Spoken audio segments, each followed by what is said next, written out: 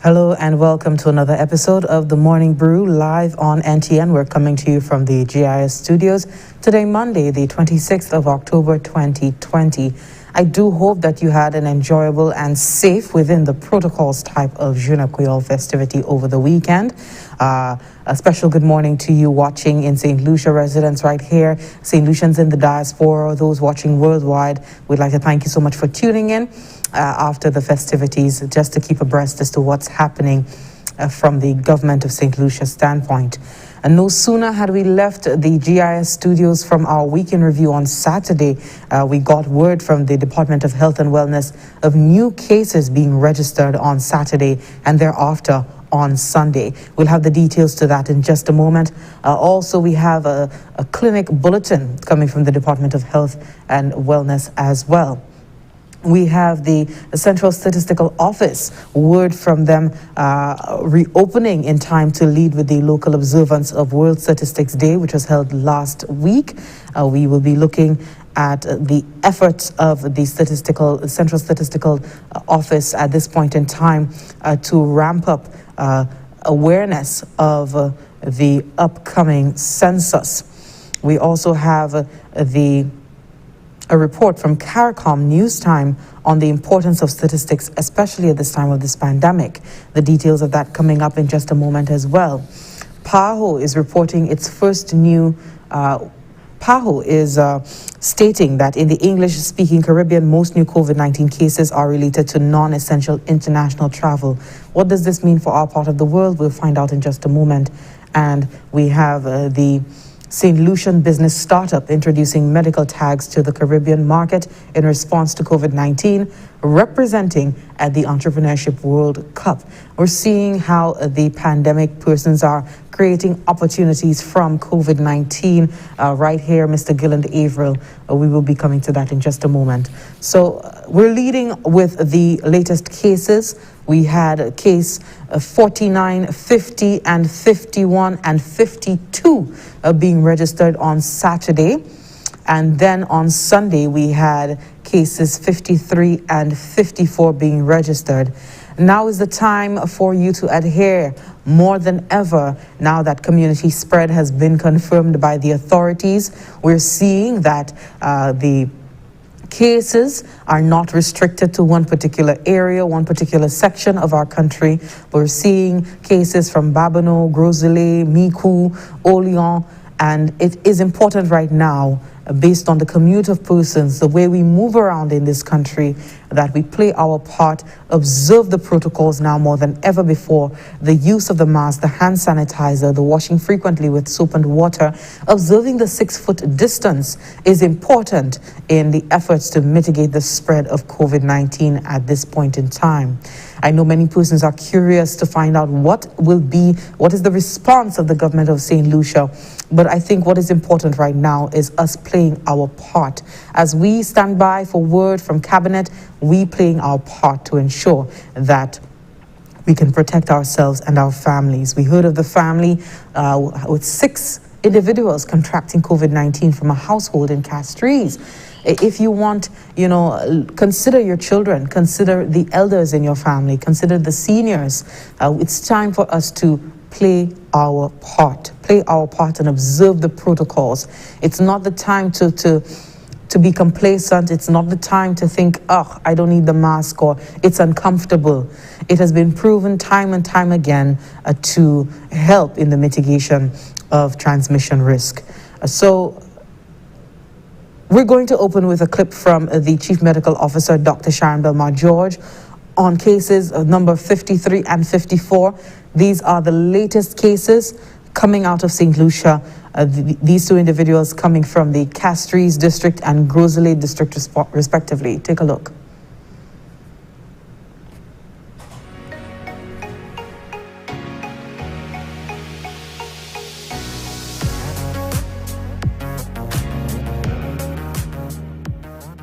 Today, Saturday, October 24th, the Ministry of Health and Wellness received confirmation of 4 new cases of COVID-19.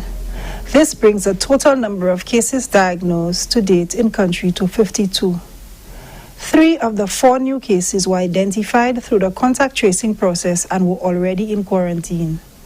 This brings the total number of active confirmed cases currently isolated in care to 25. Case number 49 is a 35-year-old female, a close contact of case number 39, identified through the contact tracing process and placed in quarantine. She's currently asymptomatic and from the Grosley district. Case number 50 is a 40-year-old female who accessed care at one of the respiratory clinics with signs and symptoms of COVID-19. She's from the Grosley district as well. Case number 51 is a 45-year-old female who accessed care at one of the respiratory clinics with signs and symptoms of COVID-19. She was placed in quarantine. She's from the Beaufort district. Case number 52 is a 46-year-old female, a close contact of case number 37, identified through the contact tracing process and placed in quarantine. She's from Castries district. The Ministry of Health and Wellness is aware that the sudden spike in cases has raised alarm and created tremendous concern among our citizens. This is indeed understandable. However, it is important that we all remain focused on sticking to the infection prevention and control measures. By so doing, even if we unknowingly come into contact with someone who is infected with the virus, our adherence to the recommended measures can protect us and others from the infection.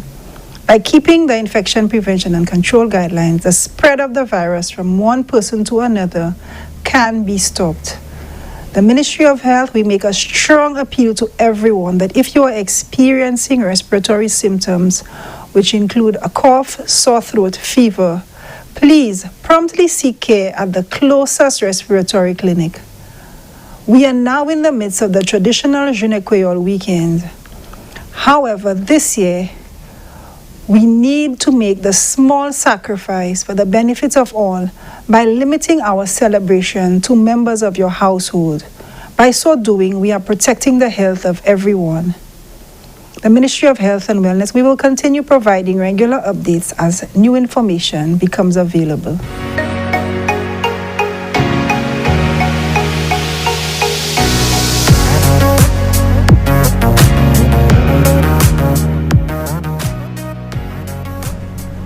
That was the Chief Medical Officer, Dr. Sharon Belmar George, there giving us an update on cases number 53 and 54, the latest to be registered here in St. Lucia.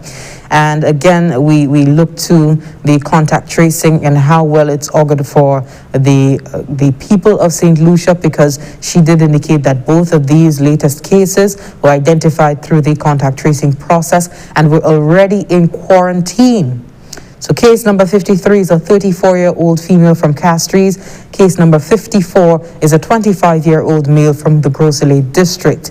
And this brings the total number of active confirmed cases currently in isolation for care to 27. And just to give you some back information, case number 53 is linked to case number 43, and case number 54, that's the latest case, is a close contact of case number 50, who is linked to case number 39. So even further confirmation of, this network is further confirmation of the link and community spread that is now ongoing in St. Lucia with COVID-19.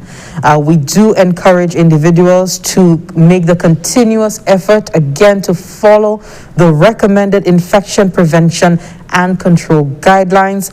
These pressures on healthcare resources, which is now happening, as you heard from the Chief Medical Officer, there is an increased demand for personal protective equipment. There is an increased demand for testing supplies. Hundreds of persons are being tested right now to try to determine a link, try to do the contact tracing. And there is the hope that these pressures on healthcare resources will continue. There is the understanding that it will continue and increase with time. But we need to do our part. While the healthcare officials are doing their part, we need to do our part. And I'm emphasizing to individuals, we don't know who is carrying COVID-19 at this time. Earlier on, we had the thought that this is being imported. We're tracking down the cases at the borders. At this point in time, there has been confirmation of community spread, and we all need to protect ourselves and protect the population. There is no vaccine that is now being given out in St. Lucia. We do not have a vaccine for COVID-19. And as we have seen in other countries far more developed than our own, we have seen individuals succumbing by the hundreds, the thousands to COVID-19. We have seen health systems collapsing. And thankfully, we do have the capacity to meet and to deal with these 27 active cases, because there are just about 80 plus beds at the the Respiratory Hospital. But we need to consider that if we don't try to manage and to mitigate the spread of COVID-19 at this point in time, we run the risk of being overwhelmed ourselves. And that is what the Office of the Prime Minister has been stressing. The desk of the Chief Medical Officer has been stressing so far, based on the cases that they've been handling, based on the work that is going into this COVID-19 situation, that we all need to play our part in an effort to reduce the spread of COVID-19. We also, prior to Sunday, we have recorded on Saturday, as I mentioned earlier, cases number 49, number 50, number 51, and 52 of COVID-19. We did also mention the 6 cases that were registered on Friday. But to give you information on Saturday's registered cases, 2 of these new cases on Saturday were identified through the contact tracing process and were already in quarantine. And so we have the 2 others who were not. And so the concern continues for, who did these individuals interact with? And that is why we're stressing that you take the preventative measures, infection prevention and control guidelines, adhere to them as much as possible.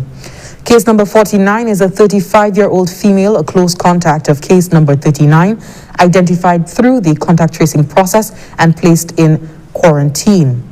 Case number 50 is a 40-year-old female who accessed care at one of the respiratory clinics with signs and symptoms of COVID-19.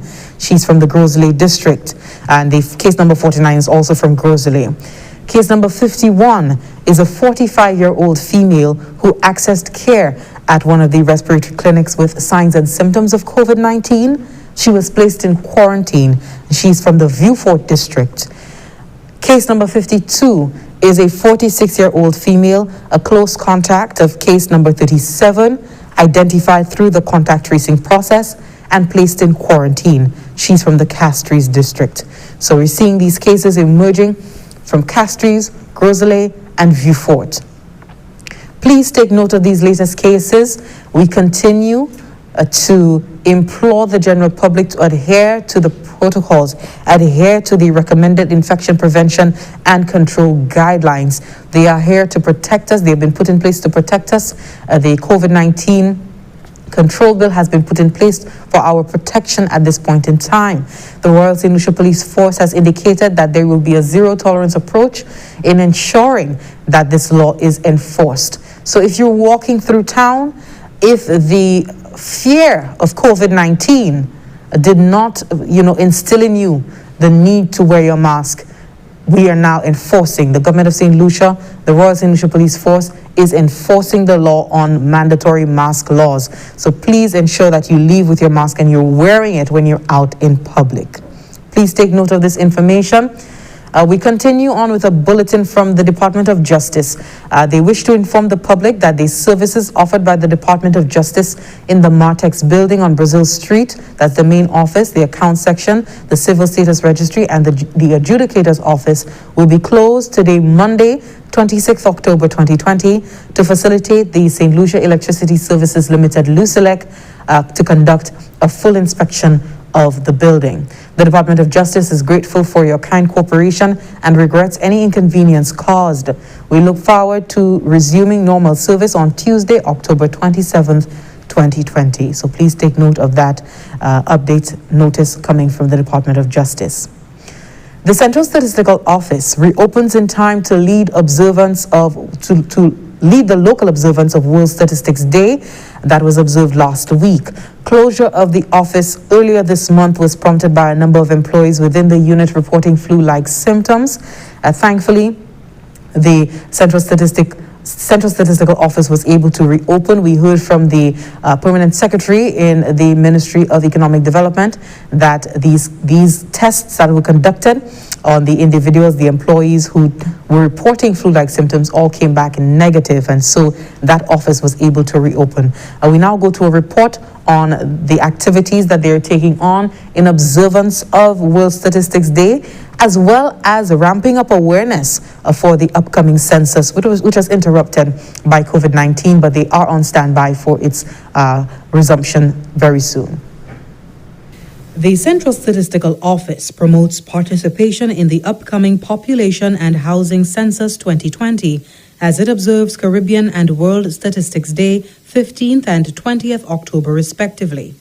Director at the Central Statistical Office, Sean Mathra, indicates that progress on the Population and Housing Census 2020 was disrupted by COVID-19. Prior to the pandemic, he says, the unit made significant headway with preparations. We were at a very advanced stage in our preparations for census. We had just concluded a significant activity, which would have prepared us to actually be able to commence with the data collection, to start getting ready to do the actual data collection. But unfortunately, with the COVID-19, we had to halt all our preparatory activities. We're just hoping that when we're able to recommence our preparations, that we'll be able to do so with the same momentum that we had just prior to the outbreak of the COVID-19. The theme for this year's Statistics Day is connecting the world with data we can trust. The public is encouraged to cooperate with enumerators when the Central Statistical Office is able to conduct field data collection operations. We rely on the cooperation of the public to provide that information.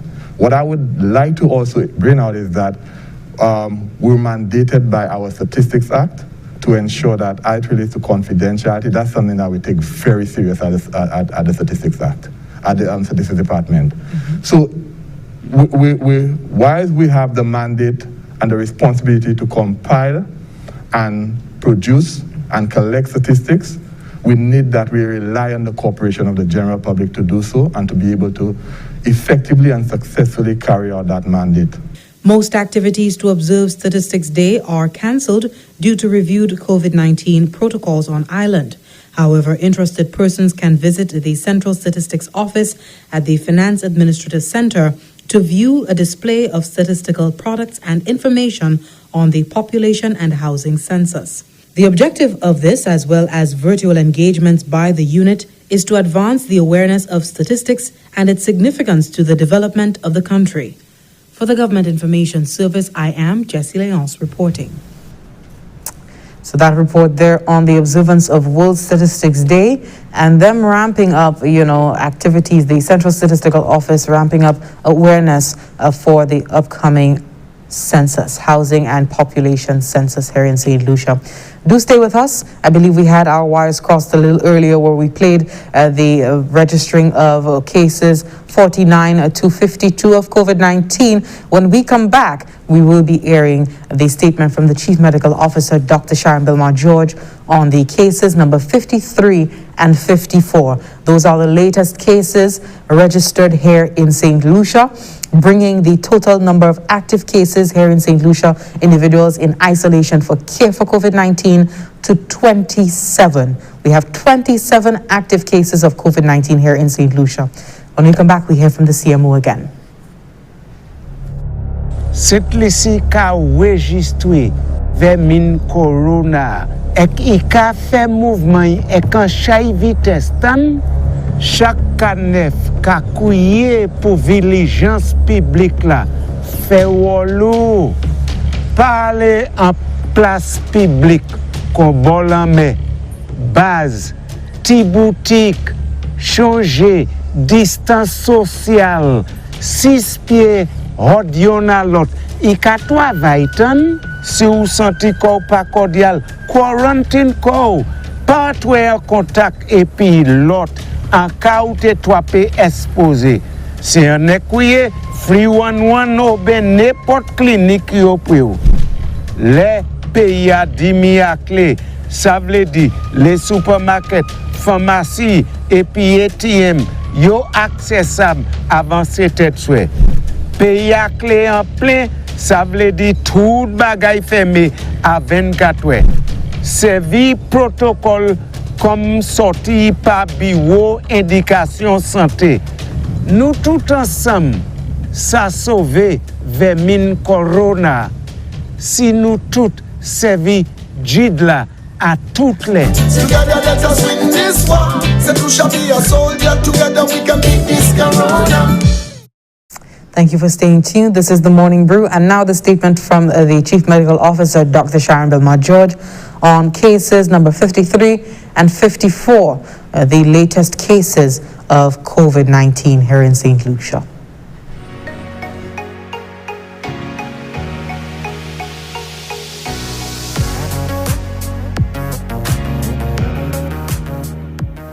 Today, Sunday, October 25th, 2020, the Ministry of Health and Wellness received confirmation of 2 new cases of COVID-19.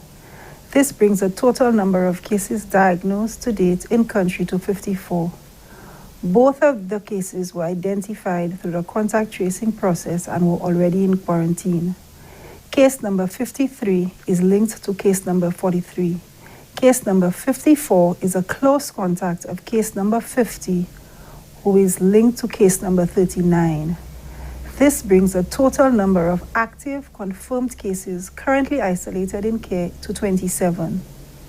Case number 53 is a 34-year-old female from the Castries district. Case number 54 is a 25-year-old male from the Gros-Islet district. During this past week, Sunday, October 18th to Saturday, October 24th, a total of 18 new cases of COVID-19 were diagnosed in country. This is a significant number in a short period, especially when we consider the requirements to respond to these cases to ensure we contain further spread.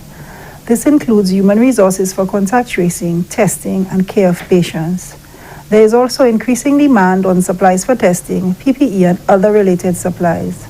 Though we continue to respond promptly and effectively, if we do not make a continuous effort to follow the recommended infection prevention and control guidelines, these pressures on healthcare resources shall only continue and will even increase with time. As such, the Ministry of Health, we reiterate the importance of sticking to the behaviors which reduce the spread of the virus from one person to another. We make a strong appeal to everyone that if you are experiencing respiratory symptoms which include fever, cough, and sore throat, promptly go to your closest respiratory clinic for care. Ensure that when you are in public, you wear a mask all of the time. You maintain the 6-foot physical distance from the next person, which is about the distance of 2 arms length, and you follow the floor markers in public spaces where they are available. Also, wash and sanitize your hands often throughout the day. Cover your sneeze and cough with a tissue or your inner elbow when tissue is not available. With the increasing confirmed cases of COVID-19 over the past weeks, we urge everyone to limit your social movements by remaining home today as we observe Shune Kweyol. Moving into the new work week, let's make every effort to keep ourselves and others at low risk for becoming infected with the virus. The Ministry of Health and Wellness, we will continue providing you with regular updates as new information becomes available.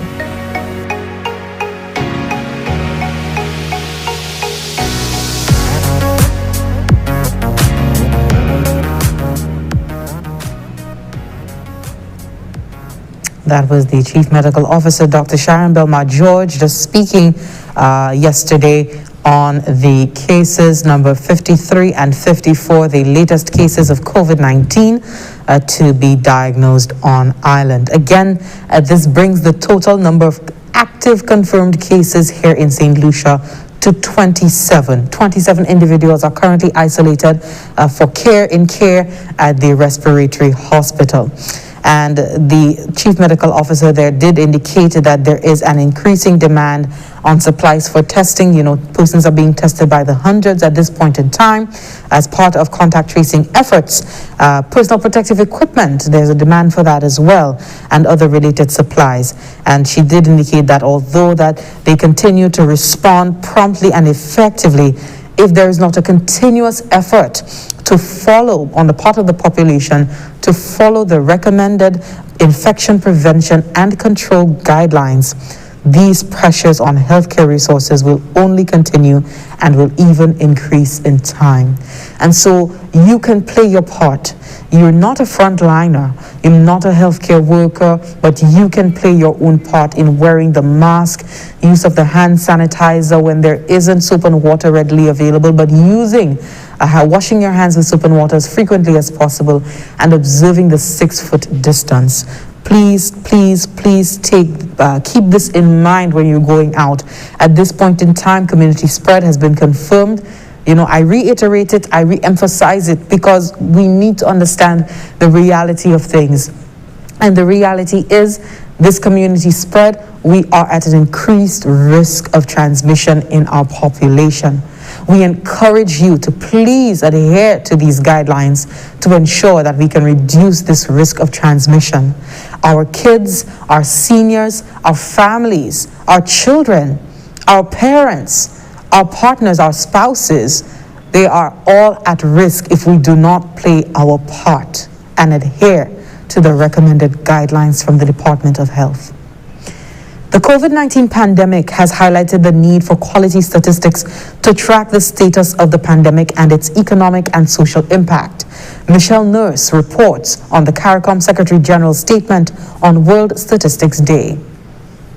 In a statement to mark Caribbean Statistics Day on the 15th of October, the Secretary General points out that in the efforts to manage and overcome the pandemic, epidemiological data underpin the information based on the spread of the virus. The Secretariat's Regional Statistics Program has been compiling weekly statistical bulletins tracking the pandemic in the region.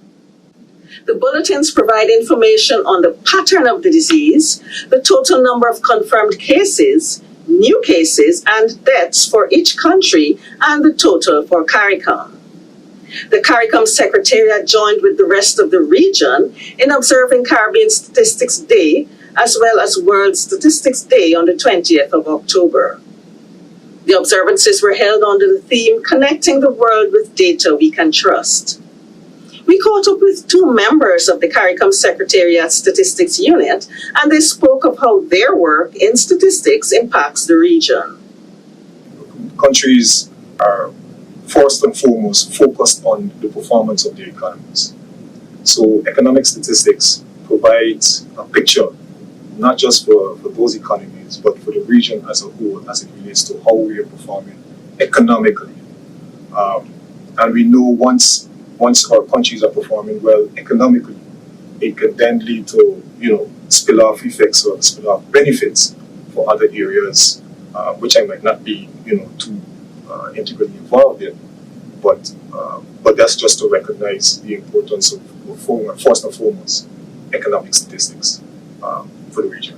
Usually when we say, and I think I want to delve into another aspect of statistics, when we usually talk about statistics, people just think about the numbers being produced. But there's an aspect of statistics that is often overlooked, which is the methodology behind those numbers, right? We need to ensure, and this also forms a critical part of my work, we need to ensure that countries are adopting the right methodology in the production of their numbers. So a big part of my work is to ensure that capacity within member states is of the right standard, such that we're fairly comfortable that member states are employing the right methodologies in their different economic areas. Now, the 2020 population housing census is upon us. Some member states should have actually started their censuses, but due to COVID, those were postponed. So basically, what we at the Secretariat do with regards to the population housing census, the Secretariat has been coordinating the regional censuses since 1980, and each round, which is every 10 years, the support the member states grows. For this particular round, which is during the 2020 round, we have, in collaboration with member states, of course, developed a regional census strategy. We have developed a common census questionnaire. Common census questionnaire, basically in terms of structure, member states are allowed to amend the questions to their national needs. That report there from Michelle Nurse of CARICOM News Time. The Pan American Health Organization, we continue with news on the regional front. PAHO says in the English-speaking Caribbean, most new COVID-19 cases are related to non-essential international travel. Grenada, for instance, reported its first new COVID-19 case in 3 months, coinciding with the reopening of its borders. PAHO Director Dr. Carissa Etienne says the resurgences underscore that fighting this pandemic is not a one-time effort. It requires a sustained response, even in places where transmission is down. Dr. Etienne has called on countries to remain in control of the virus while they await the arrival of a safe and effective vaccine. Today, we have a pipeline of more than 180 vaccine candidates under study, with 11 in phase 3 clinical trials, and several of them including volunteers in our region. While the world urgently awaits a breakthrough, it is important to highlight that PAHO will only support the distribution of a vaccine that has proven to be safe and effective in clinical trials, reviewed by national regulatory authorities, and recommended by the World Health Organizations. Vaccines are designed and manufactured with safety in mind. This process is supervised by regulators and followed closely by the scientific community. The PAHO director has assured that the organization will ensure equitable, accessible access to vaccines by every country. And that's why PAHO has been engaged in the COVAX facility, so countries across our region will have equitable access to a vaccine as soon as it becomes available. COVAX will be the best viable option that countries will have to access COVID-19 vaccines in the short term. That's why over 182 countries and economies around the world have joined this initiative. We're also happy to report that virtually every country in Latin America and the Caribbean has joined or is in the process of joining the facility. PAHO has been supporting countries to navigate what can be very often complicated legal and budgetary steps needed to secure their participation in this innovative global partnerships. PAHO Director Dr. Carissa Etienne, she has revealed that PAHO is collaborating with financial institutions like the Inter-American Development Bank to support countries in our region access the funding that they need to purchase vaccines through the COVAX facility when they are available. Final clip.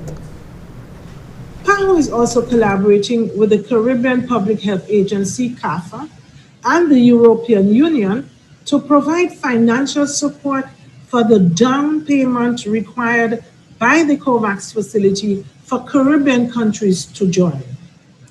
11 countries will be covered by this agreement. This will help to ensure that the Caribbean people, especially the most vulnerable, can benefit from a safe, effective COVID-19 vaccine. That was the PAHO Director, Dr. Carissa Etienne. We are due for a break, but before, just want to alert you to a press statement coming from the Department of Health and Wellness. The department informs the public that effective today, Monday, October 26, 2020, the following outpatient clinics at the Owen King EU Hospital will be closed for 2 weeks. That is the orthopedics clinic, the obstetrics and gynecology and anesthesiology outpatient clinics are closed for 2 weeks. A hospital employee will be in contact with all outpatients for the aforementioned clinics with regards to the rescheduled date and time. And therefore, the public is cautioned to avoid coming to the hospital if an appointment is not given. Additionally, the public is reminded of the visiting hours of the Owen King EU Hospital every day 6 a.m. to 6:30 a.m.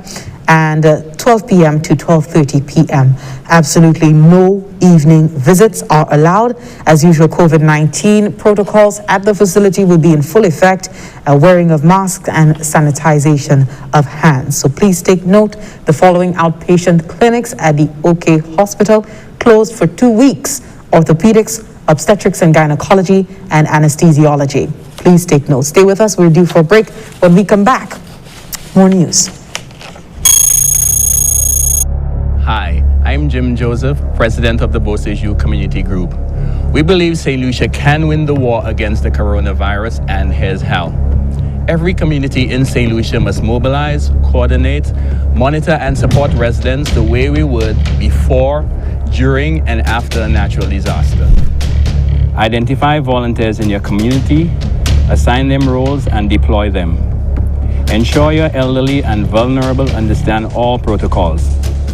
Help relatives, shield them from unnecessary contact with others. Identify those recently unemployed and vulnerable neighbors living alone. Put systems in place to filter updates from official sources throughout your community. Promote the hotline number 311. If it takes a village to raise a child, then all of us can come together to defend the village against the coronavirus. Let's do it. Together let us win this war. St. Lucia be a soldier. Together we can beat this corona. Thank you so much for staying with us. We continue with the latest updates from the government of St. Lucia. A St. Lucian business startup that introduces medical tags to the Caribbean market in response to COVID-19 represents at the Entrepreneurship World Cup 2020 finals. Mr. Gilland Averill, founder of Engage, competed with 99 other finalists from around the world at the MISC Global Forum event from the 18th to the 20th of October. That was last week. Averill was selected as an EWC Global finalist after winning the local leg of the pitch competition. We have a report on a recent recognition ceremony that was held at the GIS studios for the participants, the finalists of this local leg. Gilland Averill is the 2020 champion of Entrepreneurship World Cup EWC St. Lucia. In a recognition ceremony, Averill was awarded US $850,000 worth of services from global partners of EWC for his pitch to introduce MediTags or medical tags to the Caribbean market in response to COVID-19. This is the latest venture under his company, Engage. Averill believes that his award-winning project was fated. I have a medical condition, a heart condition. And I felt that, you know what, I need to bring this to light because I started a project with the ministry, well, I initiated a conversation with the ministry, and COVID-19 stopped that. So it's like, how do I now reinitiate that conversation with the ministry in midst of COVID-19? So I said, Michelle contacted me. I was like, oh, Michelle, do I really want to take part in a competition? And I think 2 days before the end, I actually submitted my project. And lo and behold, I actually won the competition. And through Invest St. Lucia, partnering with Invest St. Lucia, actually opened the doors, the same thing that I wanted to have done that I could not have gotten, a meeting with the CMO and her team, through Invest St. Lucia and winning this competition that allowed me to do this. Averill, St. Lucia's 2020 EWC champion, was also given the opportunity to compete with 99 other champions from around the world in the global finals at the MISC Global Forum held virtually this year from the 18th to the 20th of October 2020. Entrepreneurship World Cup country director Michelle Samuel explained the journey to competing at the international level. St. Lucians who have the dream of sharing the global stage with other phenomenal and change-making companies must first go through screening, round one, the preliminaries, and finally the national finals in order to get that chance. After making it to the national finals, the winner will participate in EWC Accelerate 2 and can be selected as one of the EWC Top 100, who will then compete at the global finals in Saudi Arabia. Unfortunately, as a result of COVID, the global finals will now take place online, which means we can all witness it and be part of it. This summer, EWC St. Lucia received 104 applications for the local leg of the competition. The top 9 finalists were also recognized at the ceremony. Judges present, OECS Business Development Officer Kwesi Roberts and entrepreneur Danelle Florius offered congratulations and words of encouragement to the winner and other finalists. I want to offer special congratulations to the winners. I think you did yourselves proud, did your families proud.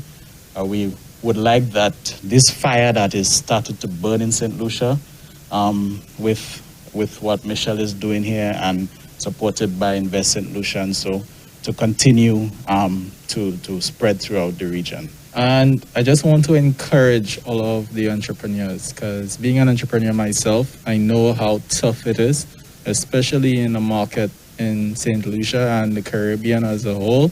It's not easy to grow a business, especially a tech-based business. And I'd also just like to implore you guys to never give up, because that is what is going to make you successful. The EWC is pegged as one of the world's largest and most diverse pitch competitions and support programs for the next generation of entrepreneurs globally, with 175,000 entrants applying from 200 countries. From the Government Information Service, I am Jessie Leonce reporting. And finally, the Ministry of Youth Development and Sports has presented scholarships to 2 athletes under the new and emerging athlete policy. Ryan O'Brien from the Information Unit there has the details on that story. 2 of the island's emerging athletes have received scholarships from the Ministry of Youth Development and Sports as it continues developing its elite and emerging athlete policy. The policy will see young athletes receiving financial support from the ministry to ensure they are able to take their skills and talents to higher levels. Checks were presented recently to table tennis player DeAndre Cauldron and athlete Naomi London. We recognize that some of our athletes are in need of a lot of financial support, and this is one of the areas we are looking at where it comes to the new policy that we are in the process of developing. This morning, we will see 2 of our emerging athletes in the name of DeAndre Cauldron and Naomi London receiving checks as part of the Elite and Emerging Athlete Program. We have other athletes who have received financial support through this program, but this morning we are officially handing over checks to these 2 athletes, and in the near future, all of the other athletes who make the Elite and Emerging program will also receive financial support from the ministry. I'm very thankful this morning for the Ministry of Youth and Sports for undertaking such an initiative in terms of providing assistance to our young athletes. Being in track and field and coaching for a while, this has been one of the challenges for our young athletes in St. Lucia in terms of finance, equipment and what have you. So coming on board with such a program, I think, is a big step in the right direction. Some of the athletes are already saying that they need to work hard to ensure that they get onto a program with the Ministry of Youth and Sports. So it's athletes are already starting to want to be like those athletes that's already on the program. So it is very good. I explained it to other athletes and they said, wow, that is great. Thank you. Chris Wells is Cauldron's coach and took the opportunity to express his pride in the achievement of the young athletes. I'm so proud of the 2 young athletes who are now going to be an example for many young persons in St. Lucia to actually follow. That hard work actually pays off. And I'd also like to continue encouraging parents out there, as well as the parents we have here with us today, for trusting us coaches to work with your kids. That's a big responsibility. So we're thanking you for allowing us to have that impact on your kids in a positive way. And also like to always keep thanking our Ministry of Youth Development and Sports for always continuing to spearhead our efforts and to give us the backing that we need to to create top and emerging athletes for St. Lucia. Isabel Alexander Markey is a school sports coordinator at the ministry. She reminded the athletes that their hard work paid off and disclosed that she had been following their progress during the various events put on by the ministry. I know how much work and effort you put into it. I know how much the coaches and your parents have been behind you for you to succeed. This is a lesson to all other athletes out there that indeed you must put in the effort, you must put in the hours, you must put in the hard work, and do not give up in your aspirations to your goals. Every one of us, once we are serious sports persons, we know where we want to reach, whether it's the Olympics or just regional or even just maintaining our physical fitness.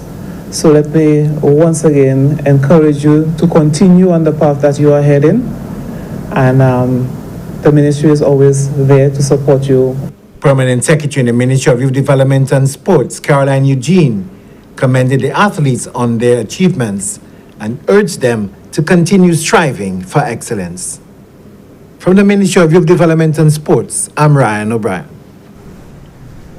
Thank you, Ryan, for that update from the Ministry of Youth Development and Sports. And with that, we wrap up the Morning Brew, bringing you the latest government updates for today, Monday, the 26th of October, 2020. In light of the latest cases that we've registered Friday, Saturday, and Sunday, amounting to some 54 cases of COVID-19, the Ministry of Health encourages members of the public who have any respiratory signs and symptoms to immediately visit their closest community respiratory clinic for care. Additionally, if any members of the public are aware that they had contact with the cases that have been diagnosed over the weekend or last week, they encourage you to please come in for testing at any one of the community respiratory clinics. Effective this weekend and until further notice, the Ministry of Health has extended the hours of operation at the community respiratory clinics. The public is asked to note that services will now be available on Saturdays at the Viewfort Respiratory Clinic, the Grosley Polyclinic, and the Dennery Hospital from 8 a.m. to 4 p.m. The public is reminded that the Suffer Hospital continues to offer a 24-hour service daily, which includes the weekend. Today, on Friday, October 23rd, the public health team of the Ministry of Health undertook some contact tracing, testing, and health education interventions in Saltibus as part of the response to case number 39. And that activity was held at the Lambert's Bar and commenced at 9 a.m. Saturday, there was also testing happening, intervention back in Oleon Dennery, and the intervention was also part of the response to a diagnosis from case number 39. The public, and more specifically the communities of concern, are asked to report to the ministry, support the Ministry of Health in undertaking all of these activities. So as we relay the information on special clinics that are being held, extension of services at the community respiratory clinics, please take note and take advantage. If you think that you've been in contact with any individual or you experiencing respiratory signs and symptoms, please go to and take advantage, listen, keep abreast so that you can take advantage of the services that are being offered by the healthcare sector. With that, I'd like to thank you so much for watching. My name is Jessie Leon, signing off for now. Do enjoy the rest of your day. And you're going out and you're coming in, you're ensuring that you're playing your part, adhering to the guidelines, the COVID-19 prevention guidelines here in St. Lucia. We have community spread. We are emphasizing that you play your part. The use of the mask, the hand sanitizer, the hand washing frequently, and the observance of the 6-foot distance. Do enjoy the rest of it, and here's to a productive and enjoyable week. We did have many persons on social media. We saw that you enjoyed your Jeune Creole festivities from home, and we hope that by the time we hear from from law enforcement, that everyone by and large did adhere to the protocols for the Jeune Creole weekend. Do enjoy. Goodbye. Stay tuned for more NTN programming.